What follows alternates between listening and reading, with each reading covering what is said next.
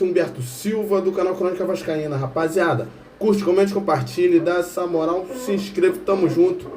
Rapaziada, passando aqui para trazer as notícias da semana, porque se ficar sem gravar um vídeo 2 dias, irmão, o bonde passa e já era, porque no Vasco é notícia toda hora. Então é o seguinte, rapaziada, antes de começar o que interessa, vou falar do Flu-C aí, que é o seguinte: fizeram uma tabelinha marota que aponta que o empate do Atlético Paranaense contra o Atlético Mineiro, a derrota do Fluminense, que pega o Palmeiras fora de casa, e a vitória do Red Bull, que pega o Criciúma já rebaixado, Fluminense Série B ano que vem.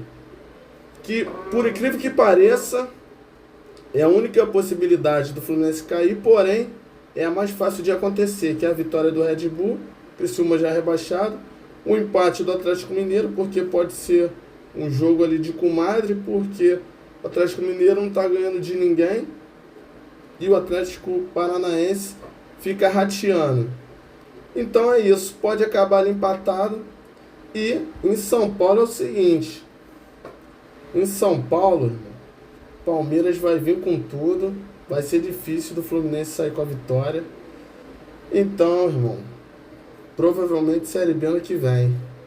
E vamos que vamos. Então, passando para o que interessa, né, a sede náutica, né, foi penhorada da sede social do Vasco, penhorada por dívidas. E é o seguinte: a sede náutica do calabouço, né, uma das sedes sociais do Vasco, será penhorada pela justiça por conta de uma dívida de aproximadamente 28 milhões de FGTS.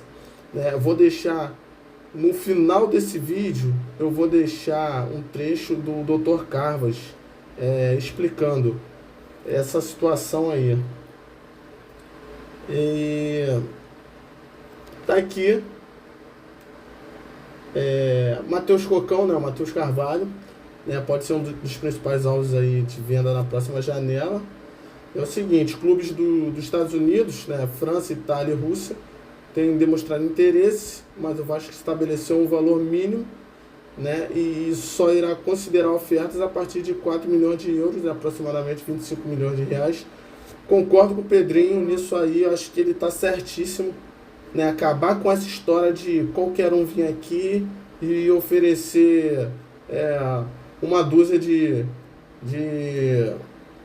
banana, meia dúzia de laranja, enfim, oferecer qualquer coisa aí e levar o jogador, né? Então tem que padronizar isso aí mesmo, tem que se impor, né? Mesmo o time precisando de verba, né? Mas tem que se impor aí, tem que valorizar os seus jogadores. Então acho que nessa o Pedrinho acertou, né? E é o seguinte, notícia aí do Erivelto, né, Tubarão Vascaíno, meteu um aerogrego aqui, né? E a informação é a seguinte, vem também lá do Leonardo Baran, né? Evangelho Marinax vai vir por volta do dia 21 de dezembro para o Rio de Janeiro.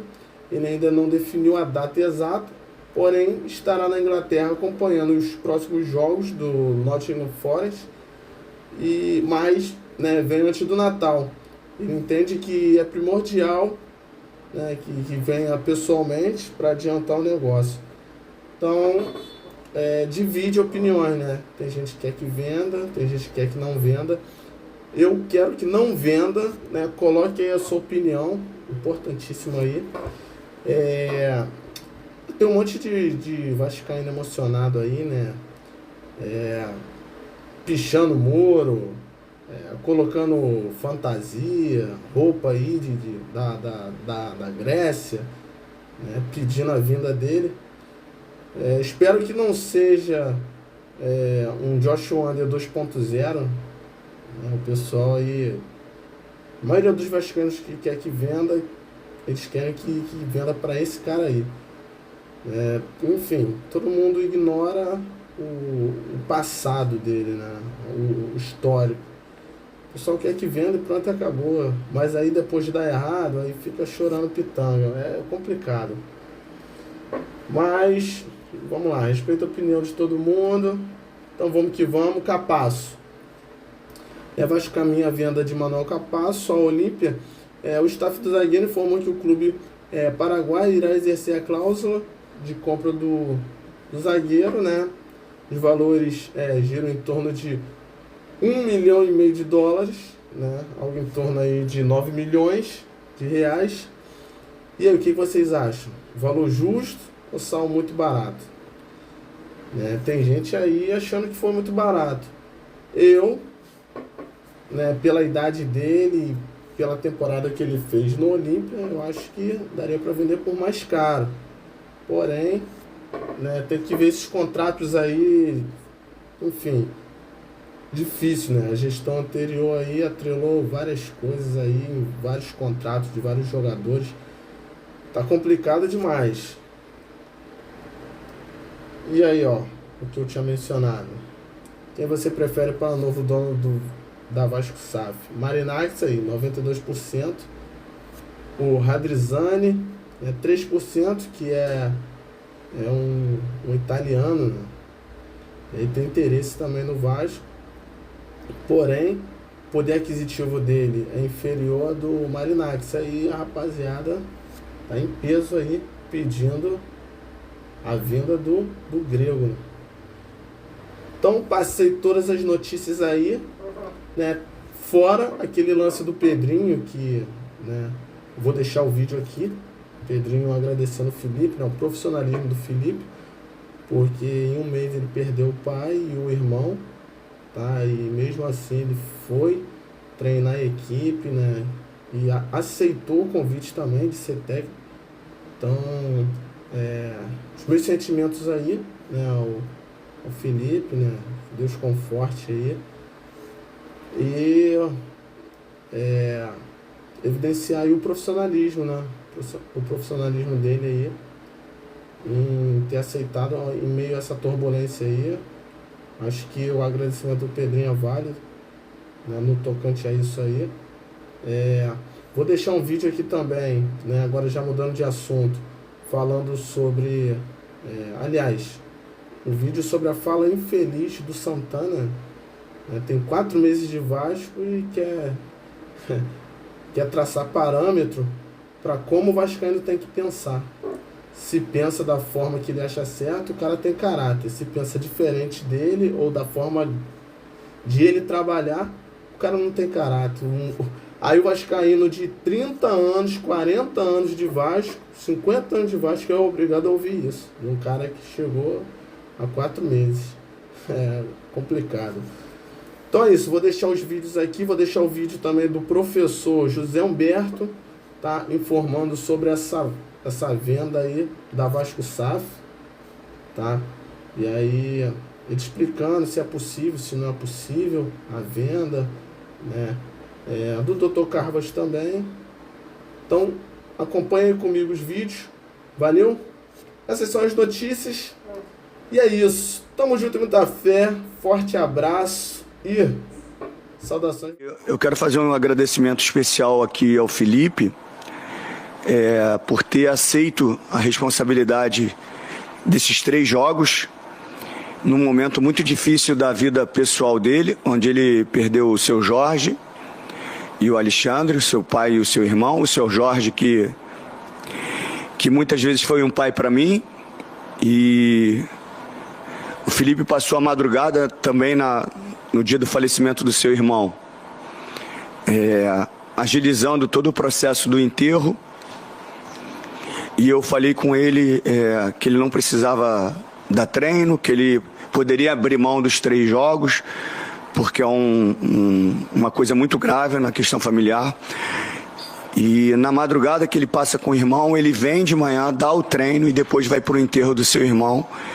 E num mês só ele perde 2 familiares muito importantes. Então eu só vim aqui fazer esses agradecimentos. que tem caráter, o torcedor que é correto, sem dúvida nenhuma esse torcedor entende. Que a SAF do Vasco hoje é comandada pela associação, o Pedrinho está no comando. Mas sabemos também que existem 2 processos em trâmite que envolvem o Vasco e a 777 ou a ACAP. De um lado, um recurso está na Justiça Comum. O Tribunal de Justiça do Rio vai julgar nos próximos dias se a liminar que deu o controle e suspendeu o acordo de sócios para o Vasco Associativo aqui, se permanecerá dessa forma, ou seja, manterá o associativo no comando da SAF do Vasco. Essa decisão sairá nos próximos dias, num julgamento do agravo de instrumento, e ali nós poderemos ter essa decisão, essa manutenção, ou essa decisão no sentido de revogar a liminar e devolver o controle da SAF para a 777.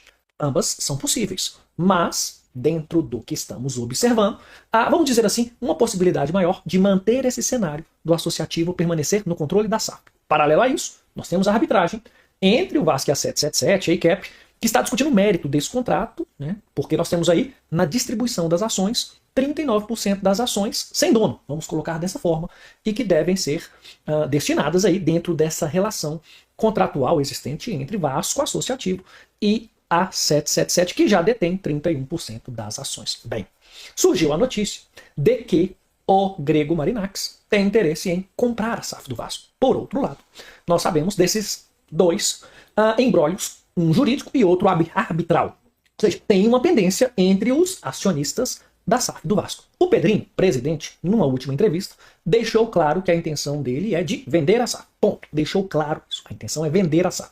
Precisa de um investidor, precisa de um capital, mesmo porque as dívidas do clube ultrapassam R$1 bilhão, mesmo com o aporte da 777, que previamente já havia sido feito. Resumindo, precisa de dinheiro para gerir o futebol, já pensando inclusive em 2025. Mas pergunto para você, é possível fazer essa venda com a questão sob júdice? Ou seja, está na justiça, um interessado, um investidor, ele fará essa compra mesmo com este cenário jurídico e arbitral? Temos ou não uma insegurança jurídica nesse aspecto? Bem, o que o professor José Humberto pode adiantar aqui para vocês? Em primeiro lugar, não tem como fazer essa venda sem passar pela arbitragem, sem resolver essa pendência que está posta em juízo, vamos colocar assim. Esse é um primeiro ponto.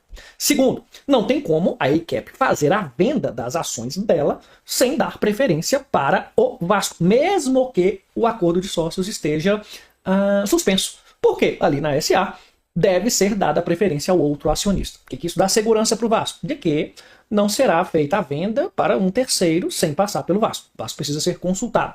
Terceira informação aqui muito relevante. O negócio, a compra do Vasco, caso aconteça, ela precisa passar pela arbitragem para formalizar dentro desse acordo como que essa compra será feita. Vamos pensar aqui da seguinte maneira. Que só o Vasco faça a venda da parte dela e que o investidor compre as 39 outros por cento. Mas como ficará a situação da ACAP? Ela poderá permanecer como acionista? Ou ela também obrigatoriamente deverá fazer a venda? Ou será feita a venda da parte dela, da ACAP, mais os 39%, mais um pedaço do Vasco? Vocês percebem que o investidor é quem determinará na proposta o que atenderá às expectativas dele? Por quê?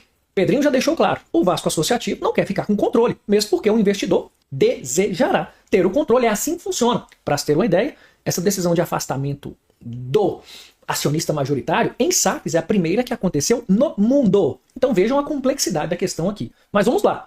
O investidor provavelmente comprará os 39%, comprará a parte da ACAP e ainda exigirá um pedaço das ações do associativo. E para isso, o Pedrinho já deixou claro que vai exigir garantias de que esse pagamento será feito, já que nós temos aí um passivo gigantesco e uma experiência muito ruim com a ACAP, com a 777. Bem, passo a passo dessas negociações, é assinado um documento confidencial, um NDA, esse que é o nome, para que esse grego faça um estudo da real situação econômica do Vasco, patrimonial, para fazer a proposta de aquisição deste clube e o formato que ele entende que deverá ser feito.